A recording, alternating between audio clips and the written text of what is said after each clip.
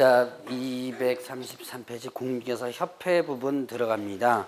자, 공인중개사 협회 부분도 시험 문제 매년 한 문제 정도는 나옵니다. 작년, 재작년 같은 경우는 협회 문제만 3문제가 나왔어요.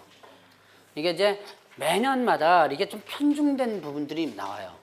어떤 부분에서 어떤 특정 부분에서 이렇게 3문제씩 나오고 하는 경우가 있는데, 작년에는 한 문제 나왔나? 근데 재작년에는 협회 문제만 3문제가 나왔던 그런 때도 있었습니다.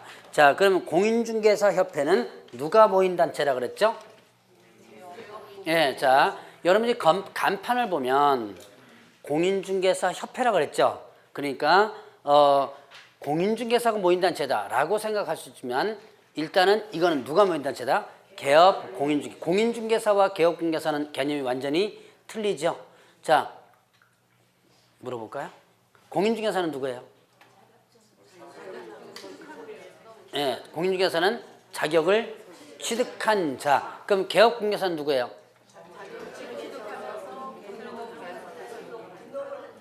그냥 아무 생각 없이 그냥 등록한 자입니다. 앞에 쓸데없는 붙이지 마세요. 앞에 붙이면 틀려요. 공인중개사 자격 취득해서 다 틀립니다.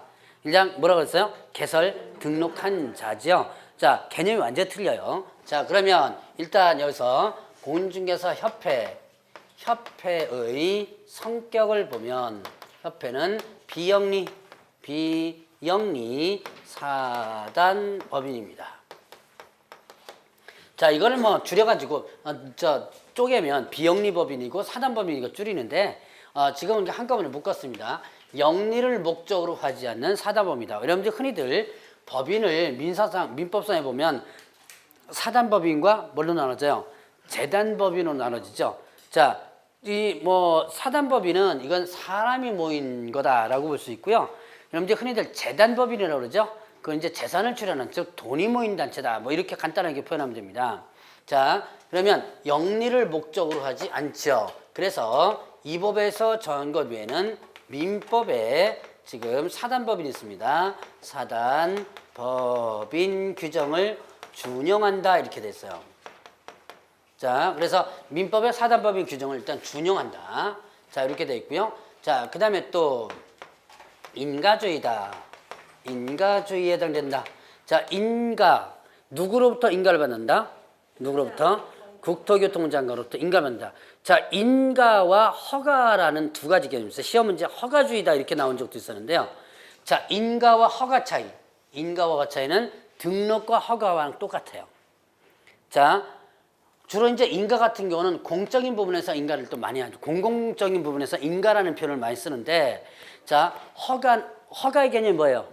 요건을 갖췄어도 허가를 내줄 수도 있고 안 해줄 수도 있다 그랬죠. 그러나 자, 제가 등록할 때 얘기했었죠. 등록은 기속적이라 그랬죠. 요건을 갖추면 반드시 해줘야 된다. 자, 등록 개념과 똑같은 것이 인가예요.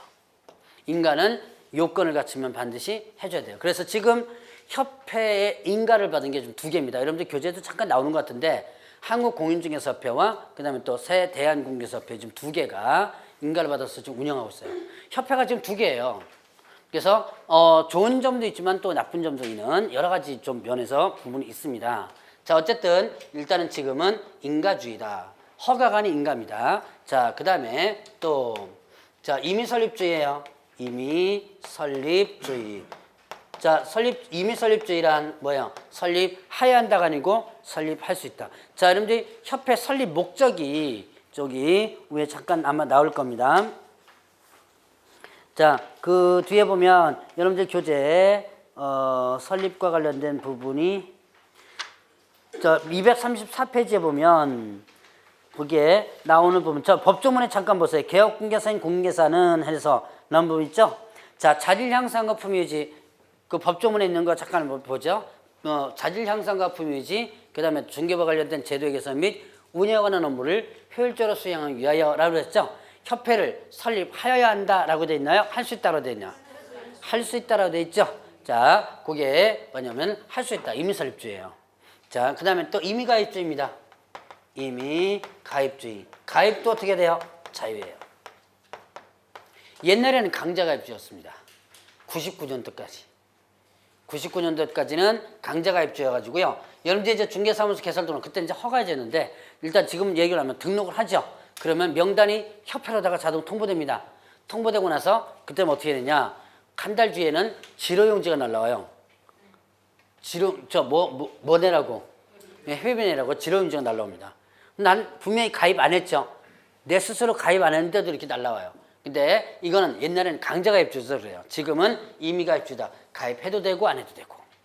자, 그리고 협회는 여러 개가 설립될 수 있는 복수주입니다. 지금 2개가 설립돼 있다 그랬죠? 한국공개협회하고 새대한공개협회 2개입니다. 협회가 이렇게 조직이 많으면 2개나 이렇게 되면 의견이 좀 분산이 돼요. 그래서 좋은 점이 좀 있어요. 서로 경쟁하다 보니까 공제료 같은 게 떨어져요. 공제료 같은 게 제가 저번 주에 저 공제하면서 이 협회 25만 원 낸다 그랬잖아요. 근데 따로 나가니까 지금 19만 8천 원이래요. 떨어졌더라고요. 그러니까 협회가 2개가 1개가 있을 때는 25만 원이었거든요. 근데 이 세대한공개협회가 작년인가 이제 재작년 말쯤 돼서 나왔는데 그러면서 좀 경쟁이 시작된 모양 같아요. 어쨌든 이렇게 해서 경쟁이 있어서 조금 좋은 점도 있지만 좀 나쁜 점도 상당히 많습니다. 자, 어쨌든 이렇게 여러 개 가입할 수 있다. 자, 이게 이제 협회 성격이에요. 특히 요 앞에 2가지 비영리 사단법인이다. 그 다음에 뭐다? 인가주의다. 요 시험 문제에 자주 나오는 부분입니다. 자, 그러면 협회 설립 절차를 보죠. 설립 절차를 보면 일단 이제 협회 설립이 어떻게 되는가? 다음 페이지쯤에 이제 설립에 대한 내용이 쭉 나올 거예요. 일단 협회를 설립하려면 뭐가 있어야 된다? 발기인이 있어야 돼요. 법인이 설립되려면 이렇게 발기인들이 있어야 되는데 얘네들은 회원 몇 명 이상? 300명 이상. 이때 300명은 회원이 해주면 되고요. 회원이니까 누구예요? 소위 말해서 개업 공인중개사겠죠. 자, 얘가 300명 이상 해가지고 모여서 정관을 작성을 합니다. 작성을 한다. 자, 그래서 작성해서 뭐예요? 서명 날인을 하게 되는 거예요. 자, 정관을 작성해서 서명 날인한다. 자, 그래서 발기인들이 이제 정관을 만들어요. 그 다음에 서명 날인하는데 참여한 사람 모두 다 서명합니다. 자, 이렇게 해서 서명한 다음에 이걸 어디로 보내냐면 창립총회로 보냅니다. 창립총회는 뭐예요? 총회. 회원이 전원이 모인 게 총회입니다. 주주총회 들어보셨죠? 그럼 주주총회면 주주들이 어떻게 돼요? 다 모이는 거죠? 다 모이지는 못하죠. 보통 보면 이제 위임해서 하는 경우도 있고 그렇지만 자, 어쨌든 이렇게 창립총회를 거치는데 창립총회는 회원 600명 이상이 모여야 돼요. 자, 숫자가 나오니까 좀 여러분 조심하시고요. 근데 서울에서는 얼마 이상? 100명 이상. 그 다음에 광역시와 도에서는 얼마 이상? 20명 이상 해가지고 몇 명이 대조해주면 된다? 600명 이상이 대조해주면 돼요. 서울이 가장 많죠? 개업공개사가 인구도 많고요. 개업공개사 숫자도 가장 많죠. 서울 경기 언제 얘기했나요? 서울 경기 수도권 쪽이 개업공개사가 반이라고 보시면 돼요. 지금 우리나라 개업공개 숫자의 반이 서울 경기에 모여 있다고 보시면 됩니다. 자, 그래서 서울은 100명 이상, 그 외 광역시도는 20명 이상 해가지고 몇 명? 600명 이상이 대조해주면 된다. 그럼 얘네들은 하는 일이 뭐냐? 정관을 어떻게 돼요?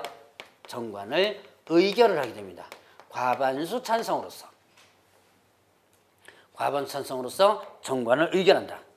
자, 정관 누가 만드는 거예요? 누가 만드는 거죠? 회원이 만드는데 요거 칠판을 잠깐 보시고 자, 정관 누가 만들어요? 제가 얘기하는 물론 회원이죠. 회원인데 회원 중에서 누가 발기인들이 정관을 만들죠. 자, 만든 다음에 그 의견은 누가 한다? 창립처에서 하는 거예요. 그러니까 정관을 발기인들이 만들어 놓고 나서 그 의결을 창립처에서 의결을 거친 거죠. 과반수의 찬성으로서. 자, 그러면 창립총회를 거칩니다. 이제 정관을 의결했다면 이제 설립 인가 신청을 합니다. 누구에게 인가 신청을 하면 돼요? 예, 국토부적 교통부 장관이죠. 인가 신청을 해서 이제 인가가 납니다. 자, 인가가 났다고 해서 협회가 성립되는 건 아니고요. 뭐 공법에서도 강조하는 부분이지만 일단 법인이죠. 법인이니까 당연히 뭐가 있어야 돼요? 등기가 있어야지만 되죠. 그래서 주된 사무소에 뭐 함으로써 설립 등기를 함으로써 자, 주된 사무소 설립 등기함으로써 협회가 성립된다. 인가까지는 설립 요건이라 그래요. 설립 요건이고 등기까지가 이제 성립 요건이 되는 거죠. 자, 설립 등기를 함으로써 협회가 이제 성립되는 거예요.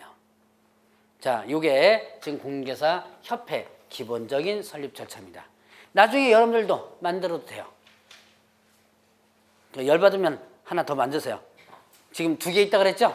네, 2개 있는데 그거 영 마음에 안 든다. 그럼 여러분들 하나 더 만들어도 됩니다. 요 조건만 갖춰가지고 하면 어떻게 돼요?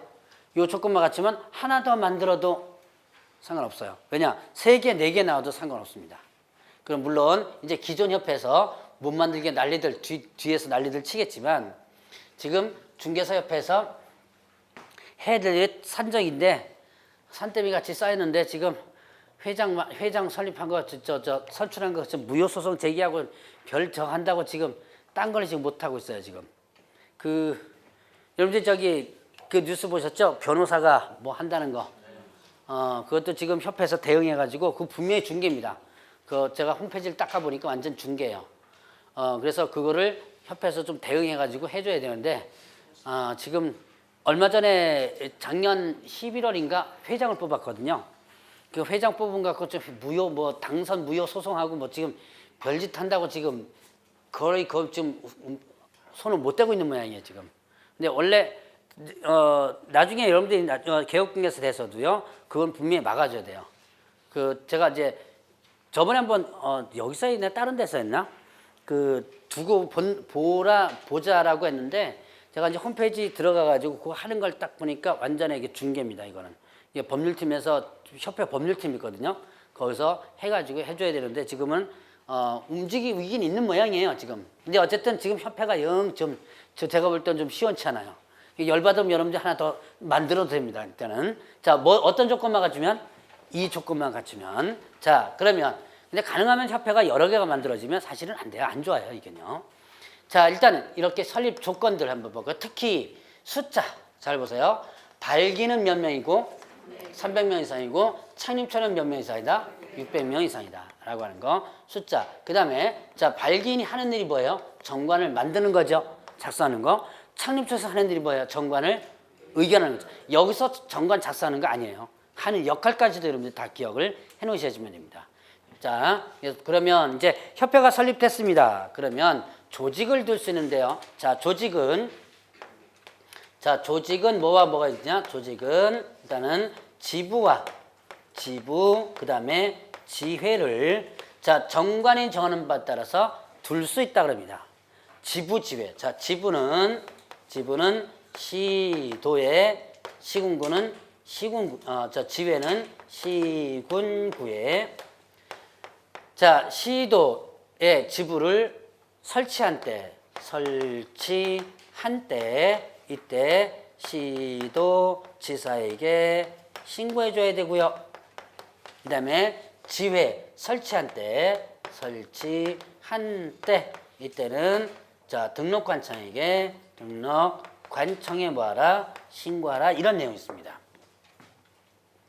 자, 지부는 시도에, 지회는 시군구예요. 자, 그럼 이제 조직 한번 볼까요?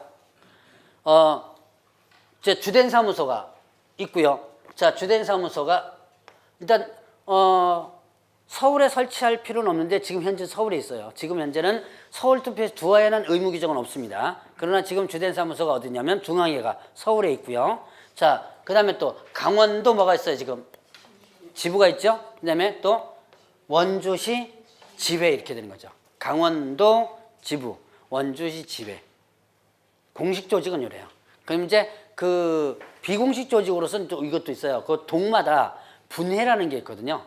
이제 비공식 조직으로서는 그렇게 했는데 지금은 지부, 지회 이렇게 있습니다. 자, 그러면 설치한 때 시도에서 신고한다. 둘 다 설치한 때예요. 한 때가 뭐예요? 사전 사후?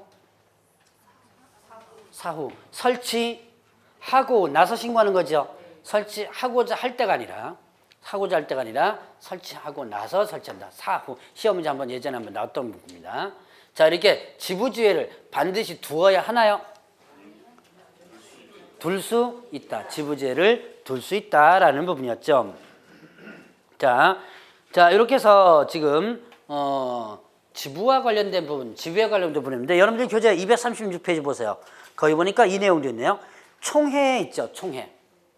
총회는 누가 모인 거? 회원. 총회하면 회원 전원이 모이는 게 총회예요. 그래서 총회에 있어서는 지금 현재 법적 규정은 중개사법이 없습니다. 그럼 중개사법에 법적 규정이 없다면, 근거 규정이 없다면 뭘 따르면 된다? 민법에 사단법인 규정을 따르면 된다 그랬죠? 사단법인의 총회 규정 그대로 따르면 돼요. 자, 그래서 지금 총회에 관련된 부분 규정이 없는데 다만 총회 의결 내용을 지체 없이 국토교통부 장관에게 보고하라는 내용이 있습니다. 자, 총회 의결 내용은 어떻게 하라 그랬어요? 누구한테 보고하라? 예, 국장에게 보고하라. 자, 그럼 이제 협회 업무로 들어갑니다. 자, 237페이지 보니까 협회 업무, 고유 업무와 그 다음에 또 수탁 업무로 나눠진다. 자, 고유 업무 하면 뭐가 있어요? 거기 보니까 뭐 이거 외우려고 그러지 마세요. 이제 잠깐만 설명하는 업무입니다. 품위 유지를 위한 업무. 뭐 거의 추상적이죠? 품위. 뭐 저번 주에 잠깐 얘기했을 거예요. 개업공개서는 누구라 그랬어요? 전문 직업인이다. 그래서 품위를 유지하라 뭐 이랬죠? 자, 그래서 품위 유지라는 업무도 있고요. 중개제도 연구 개선하는 업무 있습니다. 회원의 자질 향상을 위한 지도 교육 연수관 업무. 각각 교육 같은 거 많이 해요. 그러니까 여러분들이 공인중개사 협회에 가입해가지고 회원이 되면 그 전문 교육들을 좀 많이 합니다. 그런 데 가서 좀 교육도 좀 많이 받으시고 요즘은 협회에서 교육한 것을 인터넷에서 해가지고 다시 교육을 지방에서 받을 수 있도록 이렇게 지금 하고 있으니까 공부 좀 열심히 좀 하셔야 돼요.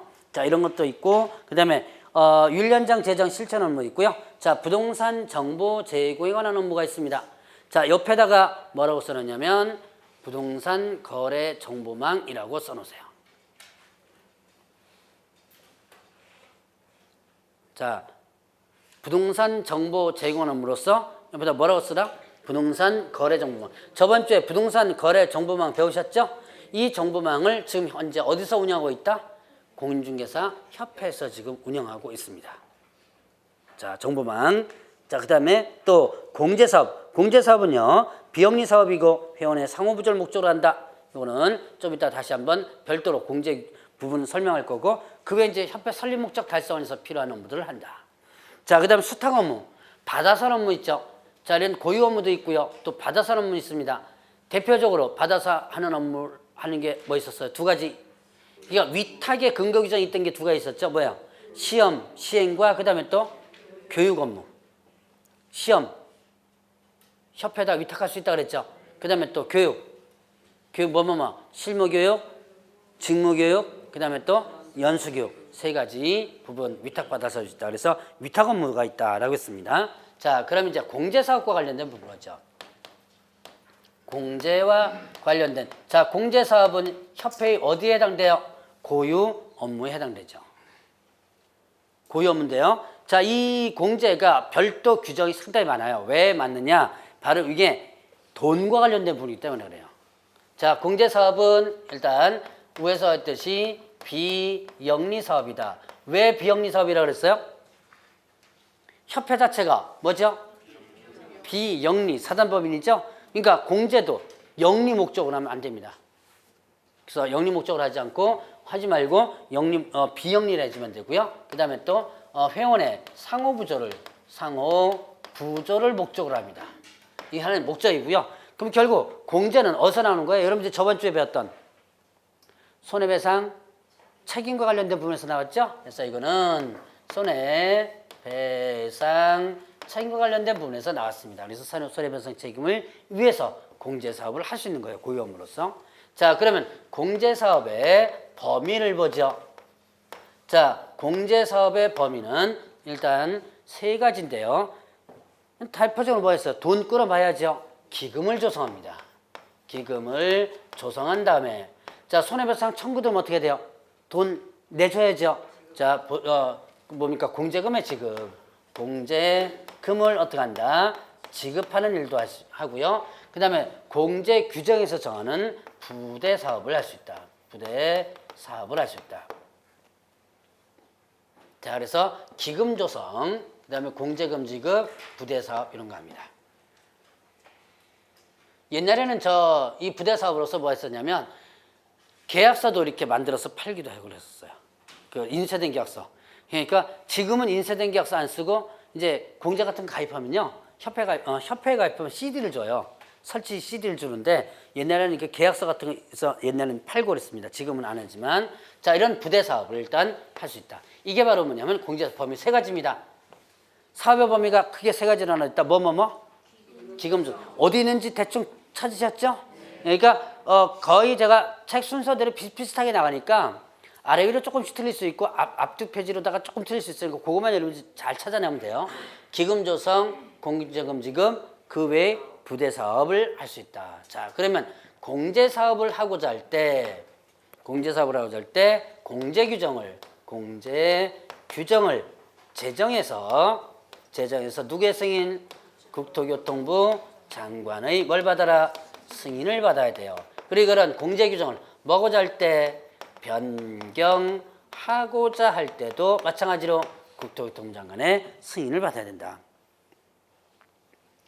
자, 공제 규정을 만들어서 공제 사업을 하고자 할 때는 공제 규정 만들어서 국장의 승인 변경하고자 할 때도 승인 받아야 돼요.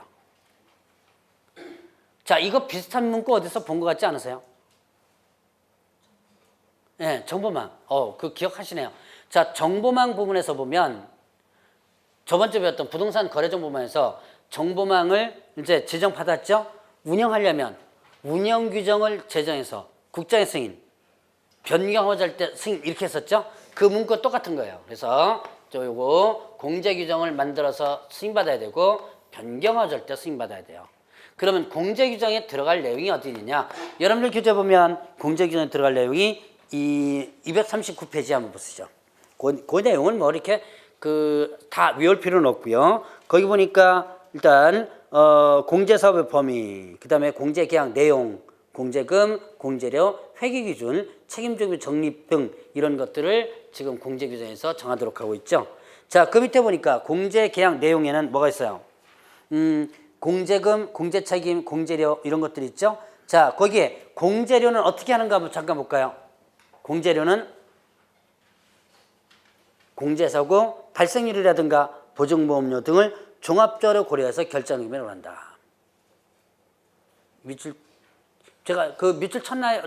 밑줄 이렇게 하시는 분 밑줄 쳐져 있나요, 그거? 일단 그거 여러분들 좀 밑줄 쳐놓으시기 바랍니다. 공제료는 어떻게 계산한다고요? 공제사고, 발생률, 보증, 보험료 등을 종합적으로 고려하여 결정한 금액을 한다. 자, 이건 어떻게 되냐? 자, 지금 공제는 뭐와 똑같아요? 보증보험과 같죠? 보증보험 회사는 자, 저번 주에 제가 공제 업무보증 설정하면서 그 얘기를 했을 거예요, 아마. 자, 여러분들이 소위 말하는 업무보증 설정은 연대보증해 주는 거라 그랬죠? 그래서 이 보증보험에서는 연대보증 갖고 장사하는 거라 그랬죠? 내가 일만큼 연대보증할 테니까 돈 내놔, 이런 거죠. 그래서 이 보증보험이나 공제나 내용은 똑같아요. 다만 공제는 차이점이 비영리라는 것이 못을 박아놓고요. 그 다음에 또 공제는 개업 공제에서 한 사람 것만 하는 거죠. 근데 이제 보증보험에서는 연대보증 여러 가지 상품이 많죠. 그거의 차이점이 있을 뿐 보증보험이나 공제는 같아요. 그러니까 자, 보증보험료를 또 참고하고요. 또 공제사고 발생률 이게 뭐예요? 공제사고 발생률. 자, 이 개업공개사가 허구한 날 사고 치는 개업공개사 있습니다. 이 사람 계속 장사하고 있는데 너 허구한 날 사고 치니까 공제 가입 못한다 라고 할 수 있을까요, 없을까요? 할 수 없어요. 왜요? 의무적으로 뭐 설정해야 돼요? 의무적으로. 네, 업무보증 설정해야죠. 그러면 나 계속 공제 가입하는데 너 계속 사고 치니까 공제금 나가니까 너 못한다라고 할 수가 없습니다. 막지 못해요. 왜냐? 이건 의무이기 때문에. 예를 들어서 내가 개인적으로 뭐 보험을 든다는가 이러면 문제가 틀려지지만 이거는 의무죠. 그렇기 때문에 어떻게 한다? 해주긴 해주되 사고 많이 치는 사람은 어떻게 돼요? 돈 많이 받겠다는 얘기예요. 그 얘기예요. 공제사고 발생률 요거죠. 요게 그러니까 해줘야 돼. 해주긴 해줘야 되는데 사고 많이 치는 사람은 돈 많이 받고 안 치는 사람은 좀 깎아주고 그런 내용이죠. 자, 그 다음에 회계 기준이 있습니다. 자, 공제 규정이 여러 가지가 있는데 거기에 회계 기준에는요. 회계 기준은 복지기금과 그 다음에 또 손해배상기금, 손해배상기금으로 나눠집니다. 자, 이 공제는 다른 회계와 분리해서 처리하라고 그래요. 왜냐? 지금 다른 회계라는 것은 협회 일반 회계를 얘기하는 거예요. 협회는 지금 공유협회는 회계를 크게 두 가지로 처리해주면 됩니다. 협회 일반 회계와 그 다음에 공제회계. 왜 공제회계를 별도로 분리해서 처리하도록 하느냐? 공제회계가 어떻게 돼요? 돈이 가장 많죠. 많으니까 자 지금 저 19만 8천 원 내렸다 그러던데 아까 그냥 19만 8천 원 좀 복잡하니까 제가 저번 주에 얘기했던 25만 원 갖고 한번 해봅시다. 지금 개업공개사가 9만 명이에요. 개업공개사 숫자가 지금 9만 명입니다. 9만 23명인가 그래요. 이제 그것도 좀 올랐을 수도 있습니다. 작년 3, 4분기 기준이니까. 자, 지금 9만 명이라고 치고 만약에 10,000명만 한번 협회 공제가입 봅시다. 25만 원에 10,000명이면 얼마예요? 이제 계산이 안 되죠. 이제 동그라미가 좀 많아가지고 아마 계산이 좀 안 될 거야 아마. 액수가 만만치 않죠 이거는요. 지금 25억인가요? 네. 그럼 상당히 큰 액수예요 이게. 자, 그러니까 이런 걸 관리를 하기 위해서는 어떻게 한다? 회계 기준도 별도라는 얘기예요. 그래서 복지기금과 손해배상기금으로 나눠서 회계 처리하라. 그래서 나중에 보면 다 여기로 다 해서 제로가 나와요. 돈 1원이도 남으면 안 된다 그랬죠? 왜? 비영리이기 때문에. 여러분들 결산할 때요. 수입 지출해서 딱 0으로 떨어져야 돼요. 그래야지만 됩니다. 왜냐? 1원이도 나오면 수익이 남는 거예요. 그러니까 여기 보니까 비영리다 보니까 이 두 개를 해서 모두 다 처리해야 되고요. 자, 다른 회계가 분리해서 처리하라 했죠? 그 다음에 또 책임준비금을 적립을 하라 그랬는데요. 이때 책임준비금은 뭐냐? 자, 책임준비금 어떻게 적립하라 그랬죠? 공제로 수입액이 얼마? 100분의 10. 자, 요거는 100분의 10. 100분의 10 이상으로 적립하라라고 했습니다. 자, 책임준비금은 뭐냐면 이거는 여러분들이 저기 은행에 뭐와 같냐면 지급준비금이랑 같아요. 혹시 지급준비금이라는 거 들어보셨는지 모르겠어요. 처음 들어보시면 그 경제 공부를 하시면요 지급준비율이라는 걸 배울 겁니다 아마.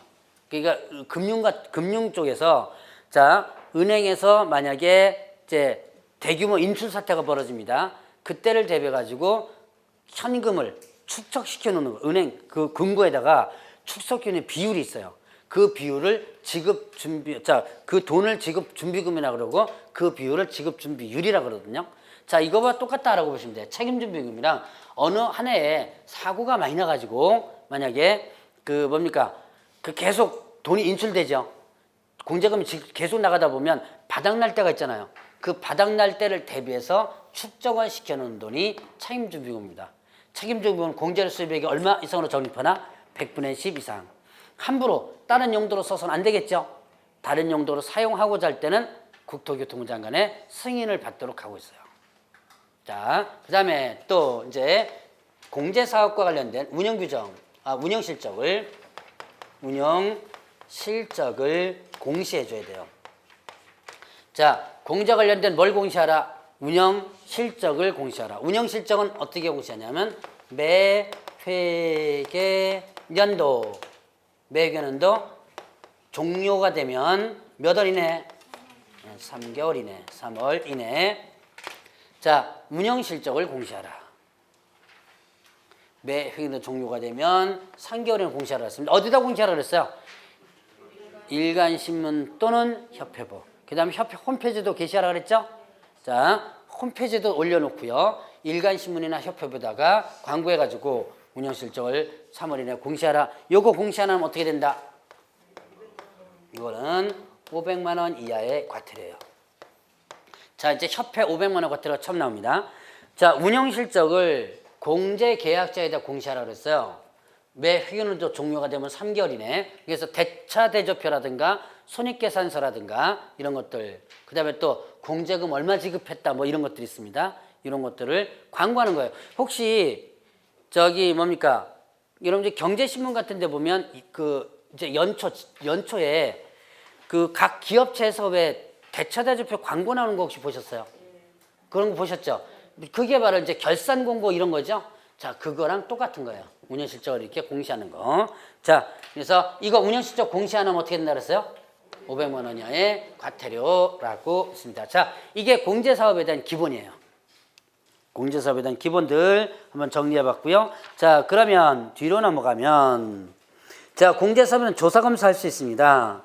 거기 보니까, 자, 금융감독원장을 하는 부분 있죠? 괄호 7번 보세요. 금융감독원장은 누구의 요청이 있는 경우에, 누구의 요청? 국토교통부장의 요청이 있는 경우에 조사검사 할 수 있다라는 부분이 있었죠? 자, 지금 이 공제는 돈과 관련된 부분이에요. 그러니까 아까 25만 원 갖고 10,000명이면 25억이니까 4만 원만 해도 어떻게 돼? 100억이 넘는 돈이 이제 연이 왔다 갔다 하는 거죠. 그러니까 이거를 회계 처리를 국토교통부 장관이 회계 검사를 못 할 수도 있죠. 그러니까 누구한테 부탁하는 거? 예, 금융감독원 이제 부탁해가지고 검사할 수 있도록 하는 거죠. 이것도 하나의 지도감독 방법 중에 하나고요. 자, 그 다음에 이제 공제사업 운영이 개선명령이 있습니다. 자, 개선명령. 하나하나 여러분들이 하나 보셔야지만 됩니다. 자, 개선명령. 누가 개선명령 할 수 있다? 국토교통부 장관이.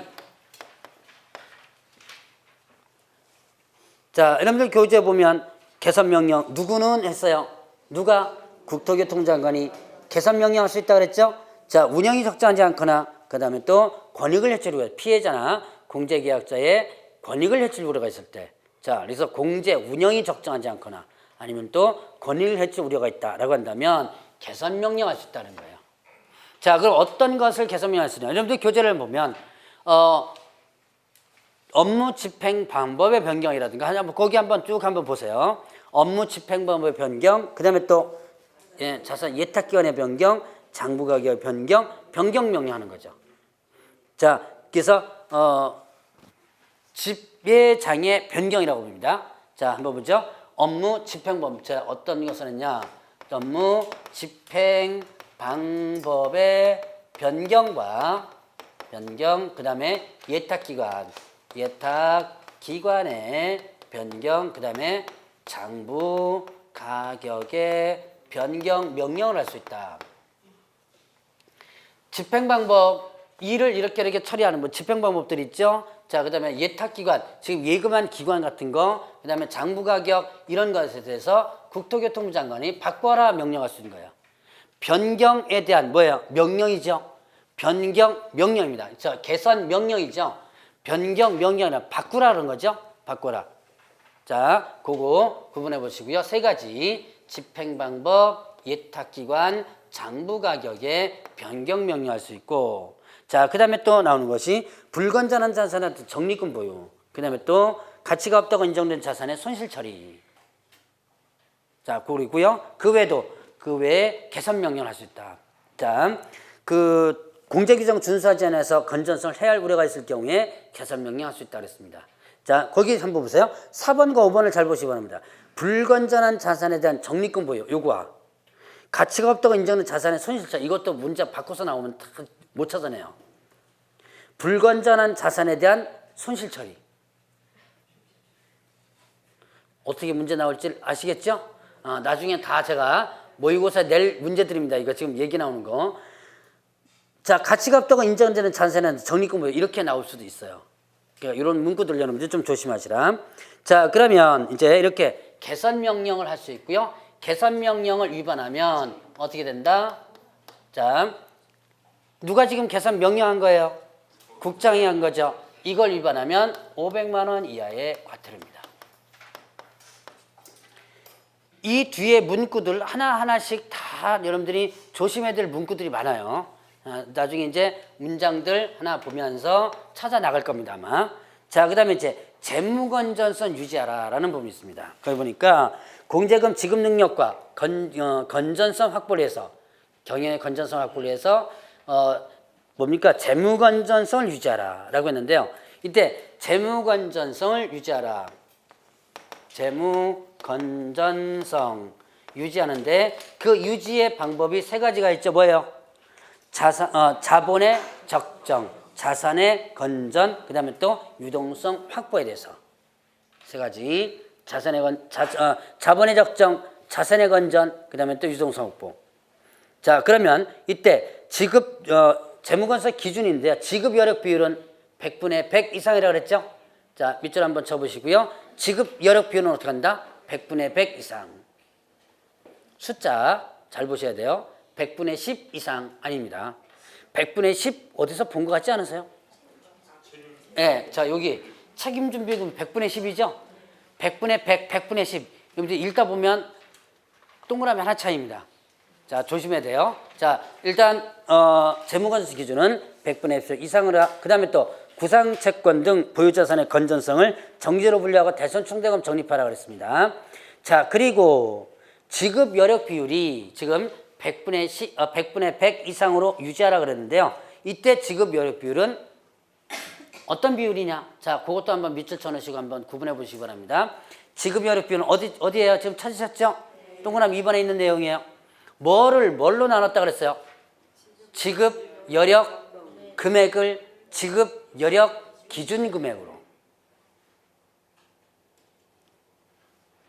이거 작년엔 안 나왔는데 다행히 이것도 문제 나오면 머리 아파요. 지급 여력 금액을 지급 여력 기준 금액으로 나눈 금액이다. 바꾸어지면 틀리겠죠? 자, 그러면 그 지급 여력 금액이나 지급 여력 기준 금액은 그 밑에 해설이 나오는데 그거는 나중에 한번 간단하게 정리를 해보고요. 자, 그 다음에 이제 임원에 대한 제재 부분으로 들어갑니다. 자, 지금 공제사업에 건전하게 운영하지 못했거나 우려가 있는 경우에 이때 그 징계임을 요구할 수 있다 그랬어요. 지금 징계임을 요구할 수 있다. 누가 징계임 요구할 수 있다? 누가 징계임 요구할 수 있다? 국장이 누구에게 그 공제에 관련해서 건전하게 운영하지 못했던 부분이라든가 이런 거 있다면 그것이 이제 세 개죠. 공제규정 뭐 했을 때 위반해서 업무 처리했을 때, 개선명령 이행하지 않았을 때, 그 다음에 또 재무건설 기준을 지키지 않았을 때.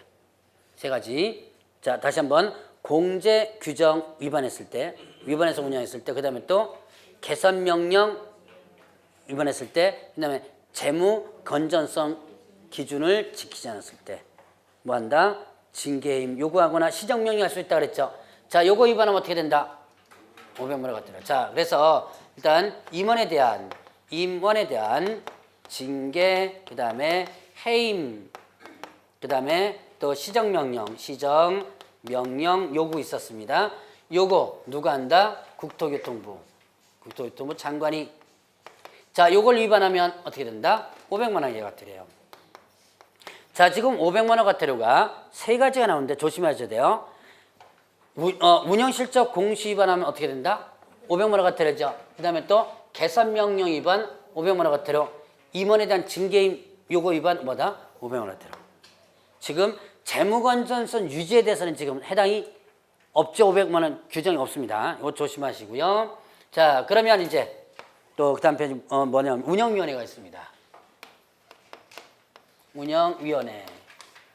자, 공제사업 운영위원회 이렇게 나와요. 공제사업 운영위원회. 자, 이제 협회와 관련된 부분 거의 다 끝나가네요. 공제사업에 관한 사항을 심의하고 업무 집행을 뭐하기 위해서? 공제 심의하고 업무 집행을 뭐하기 위해서? 감독하기 위해서. 자, 어디다가 운영위원회 어디다 국토교통부에 두나요? 자, 지금 운영위원회를 공제사업 운영위를 어디다 둔다? 어디다가? 협회.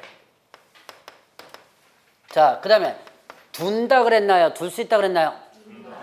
자, 둔다 그랬죠? 둔다 이게 무슨 뜻이에요? 예, 두어야 한답니다. 반드시 두어야 되는 거예요. 위원회가 이제 나중에 이제 비교를 하겠지만 뭐와 비교를 할 거냐면 여러분이 그 두 번째 시간에 배웠나? 첫 번째 시간에 배웠나? 자, 공인중개사 정책심의위원회라는 거 들어보셨죠? 공인중개사 제도에 업무와 관련된 부분을 심의하는 그 정책심의위원회와 요거를 제가 나중에 비교를 아마 많이 할 겁니다. 아마.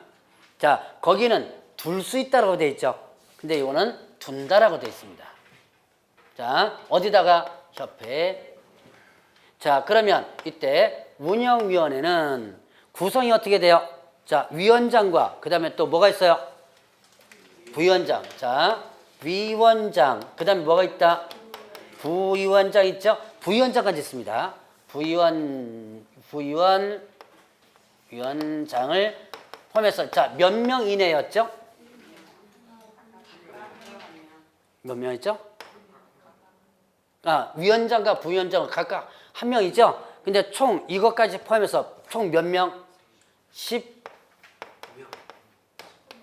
19명 이내. 자, 19명 안 보이나? 어디 보자. 자, 19명 보이나요? 예. 자, 그래서 위원장, 부위원장 각각 1명을 2대. 자, 그때 그 위원장과 부위원장은 위원장에서 각각 호선한다 그랬죠? 자, 그리고 그 밑에 보세요. 위원은 그 수는 몇 명 일어난다? 19명 일어난다 그랬죠? 자, 거기 보세요. 위원이 지금 몇 명이네요? 19명이죠. 그러면 그 위원 중에서 위원장과 부위원장을 어떻게 한다? 호선한다 그랬죠? 그럼 이 19명 안에는 뭐도 포함되는 거? 예, 위원장 1명과 부위원장 1명이 포함되는 거예요. 호선이라는 게 뭐예요? 호선, 이때 호자가 상호할 때 호자거든요. 서로 불러가지고 하는 거예요. 호선, 서로 부른다. 여러분들 이제 반장 선출할 때 뭐라 그래요?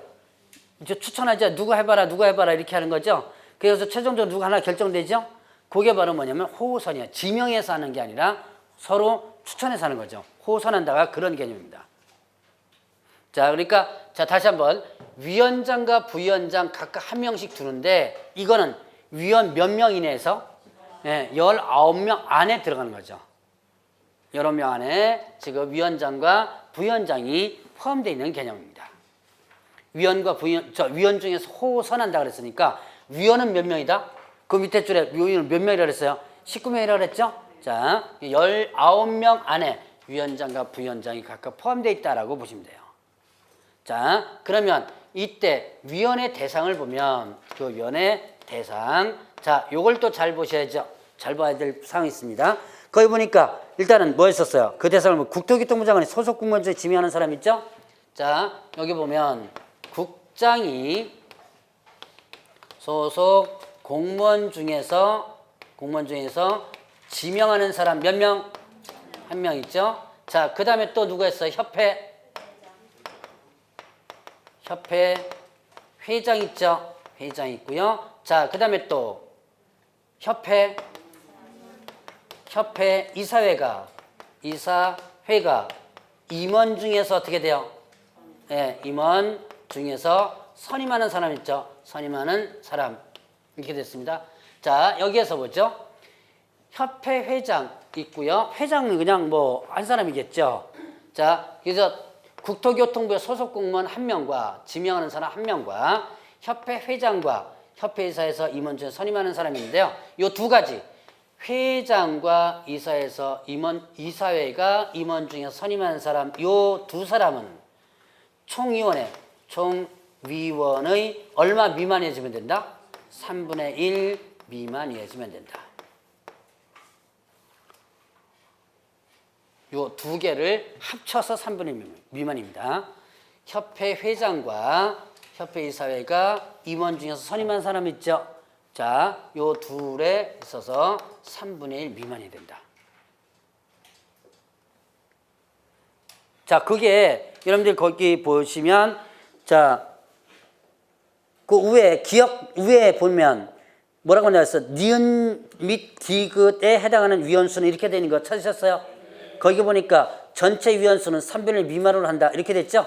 니은 및 디귿에 해당하는 위원수는 전체 위원수의 3분의 1 미만. 그러니까 이런 걸 니은에 디귿 묶어가지고 한꺼번에 묶어서 3분의 1 미만 이렇게 일단 한꺼번에 해서 써놓으면 공부하기가 좀 편하겠죠? 니은, 디귿 이렇게 묶어서 얼마 미만이다? 3분의 1 미만. 그러니까 왜 3분의 1 미만을 하냐? 협회 관련자가 너무 많으면 어떻게 돼요? 협회에 유리하도록 의결이 될 수도 있죠? 그러니까 이렇게 구분합니다. 그 외에 이제 협회장이 추천해서 국토교통공사 승인받아서 위촉하는 사람 이렇게 있습니다. 자, 그러면 이제 임기가 있죠. 임기 밑에 보세요. 몇 년이에요? 2년. 1회에서 1회 안에서 뭐 할 수 있다? 연임할 수 있다. 자, 그러면 이제 그 위원회 업무 보죠. 자, 아까 공인중개사, 저 뭡니까? 그 공제사업에 대한 정책, 공제사업에 대한 운영위원회죠. 자, 공제사업 운영위원회에 대한 부분 하면서 제가 운영위원회 목적을 간단하게 한번 얘기했던 적이 있습니다. 그게 이제 그 밑에 나오는데, 자, 공제와 관련된 부분 뭐 한다 그랬어요? 심의한다 그랬죠? 심의하고 업무 집행을 뭐 한다? 감독하는 일을 하죠. 자, 업무. 거기 보니까 뭐 사업계획 운영에 관련, 관리에 관한 기본 방침이라든가 예산 결산에 관한 거, 차입금에 관한 거 이런 것도 쭉 있습니다. 나중에 한번 쭉 한번 읽어보세요. 암기할 필요는 없고요. 자, 그러면 이제 운영하는 부분은 다음 파트 때 한번 보기로 하고, 자, 이제 운영위원회 관련된 부분은 이 정도까지만 정리하고 일단 넘어가죠. 자, 뒤로 넘어가니까 뭐가냐면 지도감독이 나옵니다. 자, 지도감독 협회에 대한 지도, 그 다음에 감독이 있어요. 자, 협회의 구조가 어떻게 되죠? 일단 주된 사무소가 있고, 그 다음에 뭐가 있었죠? 지부가 있었고, 그 다음에 또 지회가 있었죠. 주된 사무소, 그 다음에 지부, 지회 이렇게 썼는데, 자, 지부는 시도, 지회는 시군구, 지부 설치한 때 어디다 신고한다 그랬죠? 지부 설치한 때 시도 지사에게, 지회 설치한 때 관리관청이 제가 관리관청이라고 얘기했었나요? 네, 등록관청이죠. 등록관청 신고한다 그랬죠. 자, 그러면 이때 자, 이 주된 사무소와 지부 지회에 대한 지도 감독은 그럼 누가 하느냐? 지도 감독관자는 이 세 개 묶어서 국토교통부 장관이 하게 됩니다. 자, 주된 사무소뿐만 아니라 뭐예요? 지부, 그 다음에 지회까지. 모두 다 누가 한다? 국장이 한다. 자, 지부, 시도의사, 지회 등록관청에서 지도감독하는 거 아니에요. 지부, 시도의사 신고하고 지회 등록관청 신고한다 그랬죠. 신고만 할 뿐, 감독권은 없어요. 그러니까 신고만 받을 뿐. 신고만 받을 뿐, 뭐는 없다? 감독권은 없다. 감독권은 결국 누구한테 있다? 네, 국장이 다 감독권에 있는 거예요. 자, 그러면 국장이 감독권은 있는데, 그런데 이런 지도감독의 방법은 어떻게 되냐? 방법은, 자, 그 업무에 관한 사항을 어떻게 한다?